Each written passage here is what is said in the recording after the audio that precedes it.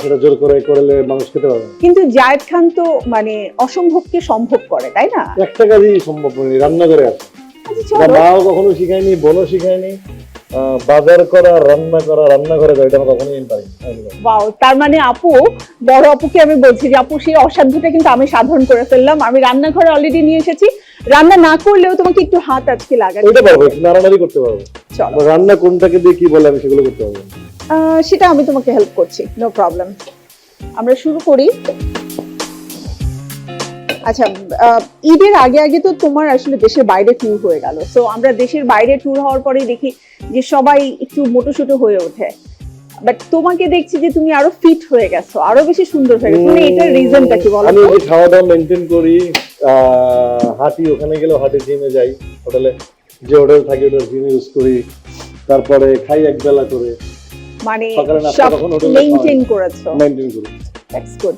আচ্ছা, তুমি একটু এদিকে চলে আসো, তারপরে দেখো আমি রান্নাটা কিভাবে করে করছি।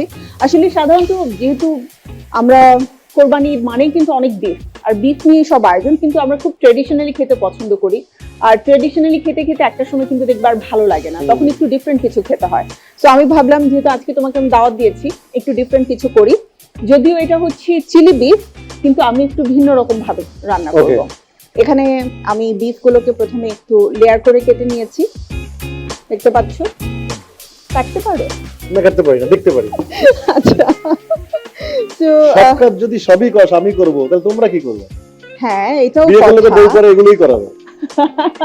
আচ্ছা, আগে থেকে সারেন্ডার, আমি পারি না এটা।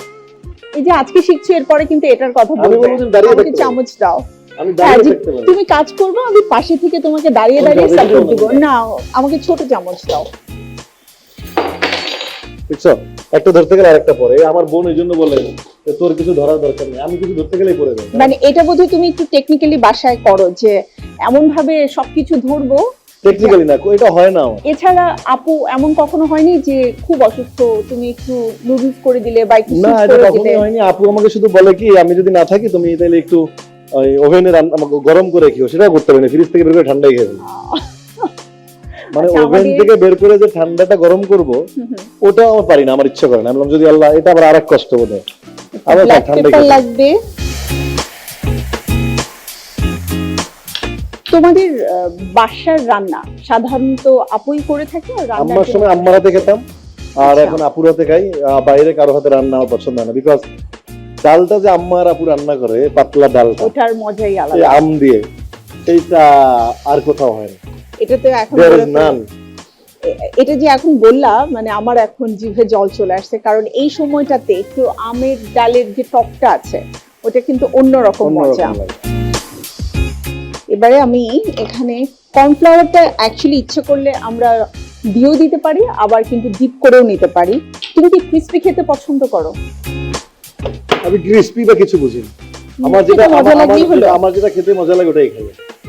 ভেরি আর গুড। রেস্টুরেন্টে গিয়ে বলে যদি কি অর্ডার করবো, আর বন্ধুরা আমি বললাম যেটা হালাল করো, খাওয়ার পরে বুঝবো কেমন।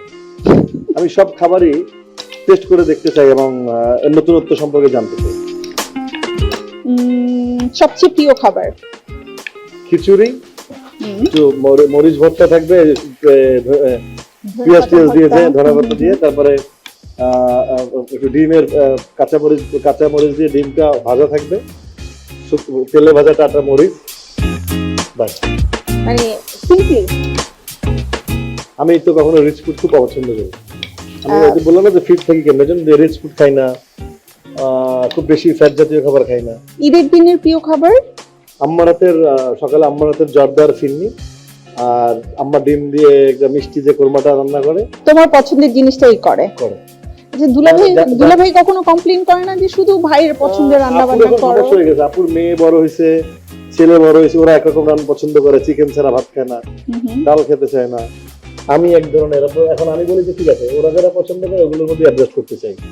আপুর এত কষ্ট আর যেহেতু তুমি এখন ডায়েট করো, সো খাওয়া নিয়ে আসলে খাবার নিয়ে আমার অত বেশি, আপু বলে তো ওর ওকে নিয়ে খাওয়া মতো আমার নিয়ে এত ঝামেলা হয় না, হয় করতে হয়। আচ্ছা, দেশের বাইরের এক্সপিরিয়েন্স বলো। আমরা সাধারণত যখন দেশের বাইরে যাই, নানা ধরনের মানে নতুন নতুন অভিজ্ঞতা হয়। সো এইবারের তোমার যে ট্যুরটা ছিল, পরপর দুটো ট্যুর তুমি দিলে, অস্ট্রেলিয়া এবং হচ্ছে লন্ডন, এবং অন্যান্য সব সময়ের চাইতে কিন্তু এবারের গুলো একটু ডিফারেন্ট ছিল, তাই না? পারফর্মার জায়েদ খানকে আমরা দেখলাম, সামনে হাজার হাজার বাঙালি দর্শক। সো সেই ফিলিংসটা, সেই এক্সপিরিয়েন্সটা একটু শেয়ার করো। এটা তো ধরো একটা মেলবোর্নের আমার যে ছিলেন অর্গানাইজার হিমি হোসেন, মেলবোর্ন অর্গানাইজারটা হি ওয়াজ সো গুড, এত লাভলি ভাবে অর্গানাইজার ছিল। না না হিমি হোসেন, হিমি হোসেন কি ছেলে না?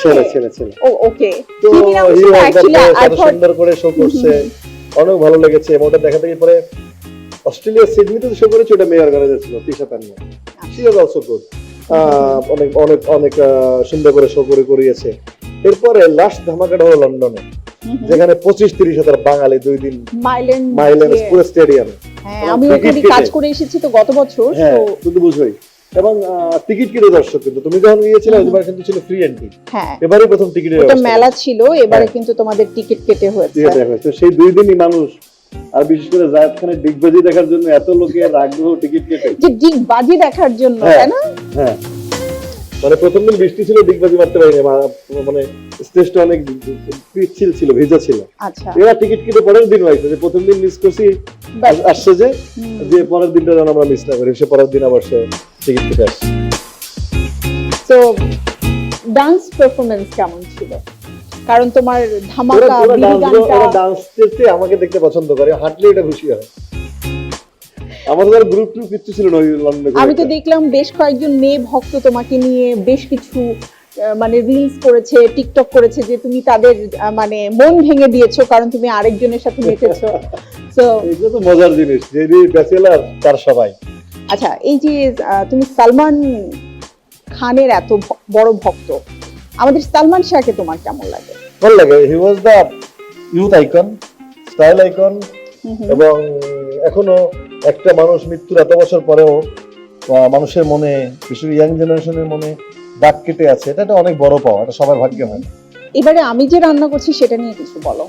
না, এবার রান্না নিয়ে তো কিছু বলার নাই, আমি খাওয়ার পরে বলবো রান্না কি, মানে টেস্ট করে কোনটাকে কি বলে তাও তো আমি বুঝতে পারছি না। বাট যখন আমি এই যে সুন্দর করে সবকিছু করতেছি, এটা দেখে মনে হচ্ছে করলে খেতে মজা লাগলো না, তাহলে তখন কি করব? তুমি তো বিয়ে করবা না চিন্তা করছো, বাট আমি তো বিয়ে শাদী করতে চাই। সো আমার উদ্দেশ্যে কিছু বলো, প্রশংসা করো, তাহলে যদি কেউ আমাকে বিয়ে শাদী করছো, আবার কি বিয়ে শাদী করবো?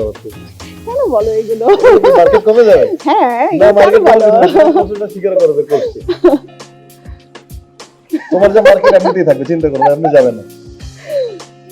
মানে এটা কোনো কথা? এভাবে করে কেউ কখনো হাতে হাড়ি ভেঙে দেয়? অনেকের হৃদয় ভেঙে গেল। দুনিয়ার পোস্ট দিচ্ছে তার ছেলেকে নিয়ে, তাতে হৃদয় ভাঙছে না। আমি বললাম তাতেই তার হৃদয় ভেঙে গেল। তোমার কাছ থেকে শুনলে অনেকের কিন্তু হৃদয় ভাঙবে, যে না, জায়েদ খান মিথ্যা কথা বলে না, এটা কিন্তু সবাই জানে। না, মিথ্যা বলার চেষ্টা করি না। ওখান থেকে এবারে একটা বড় চামচ নাও, যেটা দিয়ে আমরা এটা নাড়তে পারবো। হ্যাঁ, এটা নাও, সমস্যা নেই। আচ্ছা, কয়েকদিন আগে আমরা জয় ভাইয়ের সাথে তোমার একটা ইন্টারভিউ দেখলাম, যেটা আসলে দেশের বাইরে থাকাকালীন সময়ে, তুমি যখন লন্ডন ছিলে, আমিও দেশের বাইরে ছিলাম। তো দেখলাম সেই মানে ভিউ হয়েছে, বারবার একটা অংশ কি কেটে কেটে দেখানো হচ্ছে। হ্যাঁ, সো এই যে জায়েদ খান এত অকপটে বলে ফেলে নিজের সম্পর্কে এবং অন্যের সম্পর্কে, এই সাহসটা আসলে কোথা থেকে পেয়েছো? তুমি কি ঘুম থেকে উঠে ফ্রুটিটা খাও? ভেতর থেকে আসে। Honesty is the best policy, এটা বাবা মা শিখিয়ে গিয়েছে। তো সেই অনেস্টির জায়গা থেকে তুমি অলওয়েজ, হ্যাঁ, আমি আমার বেস্ট সত্যটা বলার চেষ্টা করি। কে থাকলো কি থাকলো না, আই ডোন্ট কেয়ার।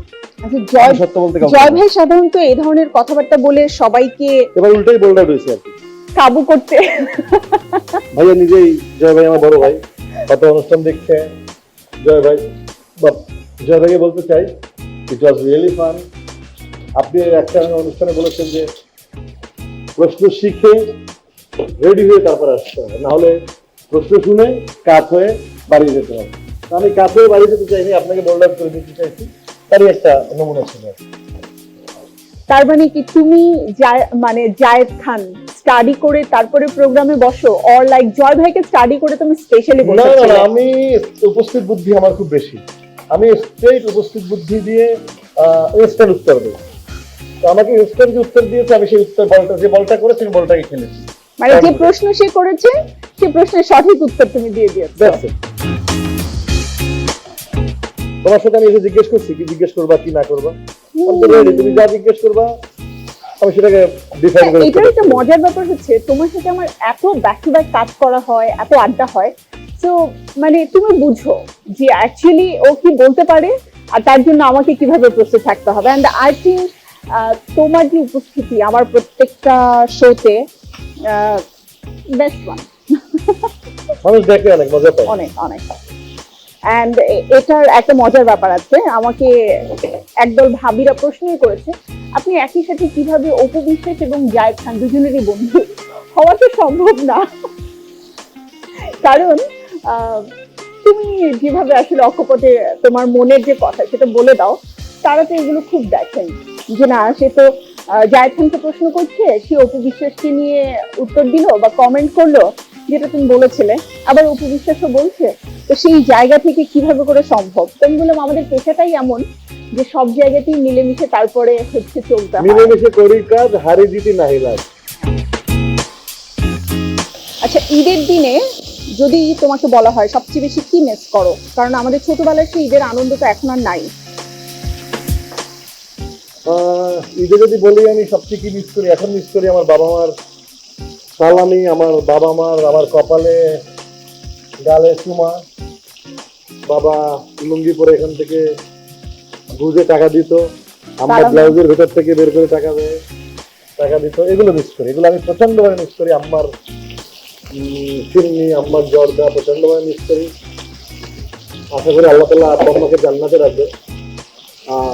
আল্লাহ তাআলা আব্বা আম্মার সমস্ত গুনাহ মাফ করে জান্নাতের মেহমান বানাবেন এবং তার জন্য সঠিকের সন্তান হয়ে নামাজ কালাম পড়ে এই সবটুকু আব্বা আম্মার কবরে পৌঁছতে পারে, সেই প্রত্যাশা আল্লাহ তাআলা বলে সেইটুকু আমার চাওয়া থাকে।